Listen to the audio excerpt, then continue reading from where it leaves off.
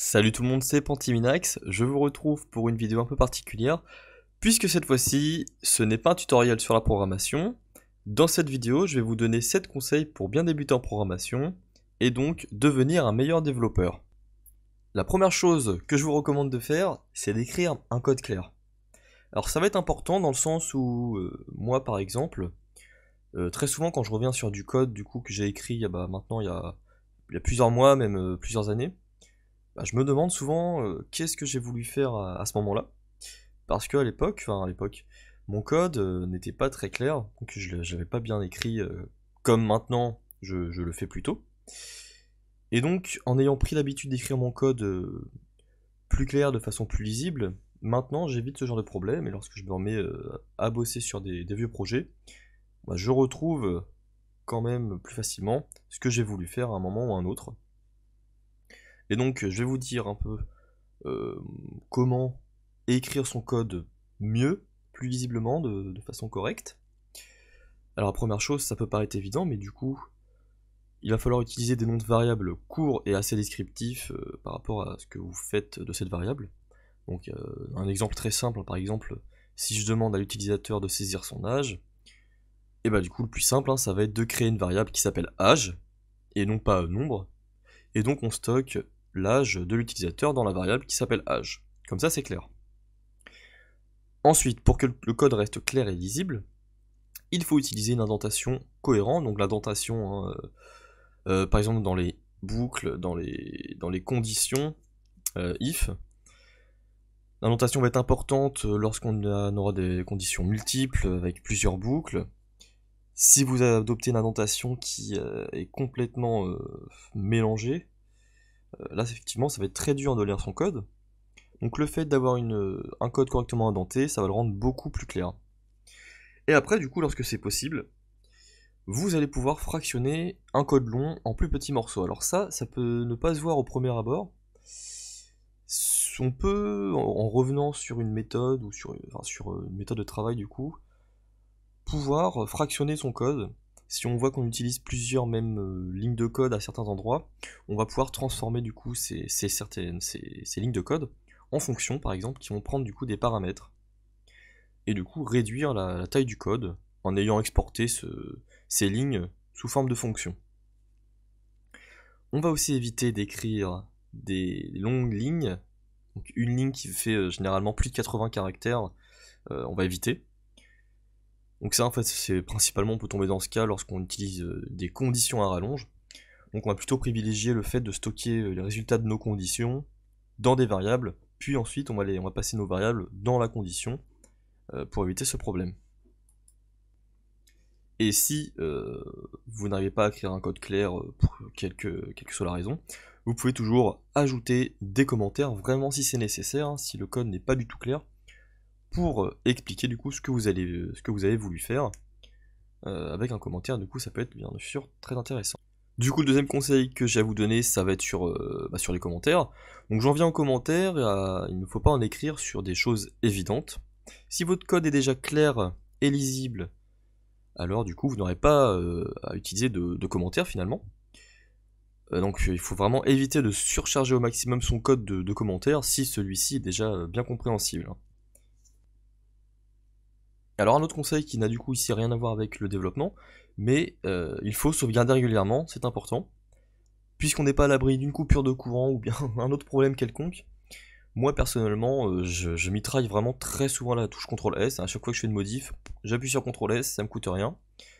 Ça sauvegarde du coup automatiquement, alors on peut même régler sur certains IDE des sauvegardes automatiques, des backups, puisque effectivement une coupure de courant peut très bien survenir, problème de disque dur, n'importe. Alors après du coup si, en plus de la sauvegarde en local, on peut utiliser des outils de versionning et de backup pour du coup ne pas perdre du tout son code. Alors on va pouvoir utiliser Git ou Dropbox par exemple, pour du coup s'assurer que notre code soit enregistré partout et qu'on n'ait pas de problème à ce niveau-là. Il faut repérer les erreurs de syntaxe. J'ai déjà eu ce problème plein de fois. Généralement les erreurs de syntaxe ça va être quoi? Ça va être des oublis de point-virgule lorsqu'il est obligatoire dans certains langages, des mélanges entre des guillemets simples, doubles, des oublis de parenthèses, des oublis d'accolade, une accolade fermée ou non avec un si ouvert un fancy non fermé par exemple dans le langage Twig. Voilà, on va avoir plein d'erreurs de syntaxe du coup. L'avantage avec les erreurs de syntaxe c'est vraiment, c'est tous les langages, hein, c'est universel. Hein. Une erreur de syntaxe va être plus ou moins facilement repérable selon le langage que vous utilisez. S'il est compilé, voilà, le code ne pourra pas compiler, donc on aura une idée d'où ça vient. Erreur de syntaxe à la ligne 112, machin. Donc selon le langage, ça va être plus facilement repérable ou non. Avant du coup de supprimer une partie de votre code, hein, vérifiez bien chaque parenthèse, chaque point-virgule, chaque chaîne de caractères, chaque guillemet, avant du coup de supprimer une partie de votre code, parce qu'après sinon vous allez regretter si ce n'était juste qu'une erreur de syntaxe. Donc à force de rencontrer ce genre de problème et du coup de repérer les erreurs de syntaxe, vous verrez qu'après, ce genre d'erreur on le repère plutôt très rapidement. On peut passer longtemps au début, mais après ça y va tout seul. Alors là du coup, si vous galérez vraiment sur une fonction, si vous avez un problème du coup dans votre code depuis longtemps, depuis une dizaine de minutes ou même voilà, il ne faut pas rester bloqué, tout simplement. Utilisez Google. Vraiment Google ça va être la réponse à toutes vos questions, surtout si vous utilisez une technologie qui est très populaire. On pense par exemple à si vous faites développement web, jQuery, Bootstrap. Si vous utilisez des frameworks comme Symfony, CakePHP, CodeIgniter ou autres, forcément, beaucoup d'autres développeurs vont rencontrer le même souci que vous. On a même des documentations officielles qui du coup vous expliquent le fonctionnement de beaucoup de choses. Alors forcément, utilisez Google, hein, n'hésitez pas. Souvent sur Google on va marquer quoi? On va taper le nom de la techno utilisée, avec la fonction qui vous pose problème, ou la fonction que vous avez besoin d'utiliser pour avoir des informations dessus. S'il s'agit d'une erreur, vous allez du coup marquer souvent le code d'erreur, avec du coup le nom de la fonction, pour du coup avoir une solution. Utilisez les outils de débogage, c'est très important. Alors, selon l'IDE que vous utilisez, vous aurez à votre disposition des outils de débogage ou non, du coup. Alors moi, qui suis du coup sous Visual Studio Code, j'ai accès aux extensions du coup qui nous proposent énormément de possibilités pour débugger notre code. Après, on a d'autres manières de faire pour débugger son code du coup pas à pas. C'est-à-dire qu'on va pouvoir, je sais pas, afficher par exemple la valeur de votre variable à chaque fois que vous l'utilisez. N'hésitez pas à afficher cette valeur lorsque vous utilisez votre code, pour vraiment voir ce qu'il se passe si vous n'avez pas d'outil de débugage. Après, dans le cas contraire où vous avez des outils, abusez-en vraiment pour vraiment voir comment votre code fonctionne hein, du début à la fin.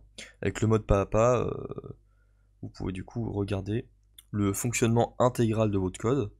Et si vous faites du web, hein, abusez aussi de la console du navigateur qui est vraiment super pratique. Alors n'hésitez surtout pas à utiliser ces outils.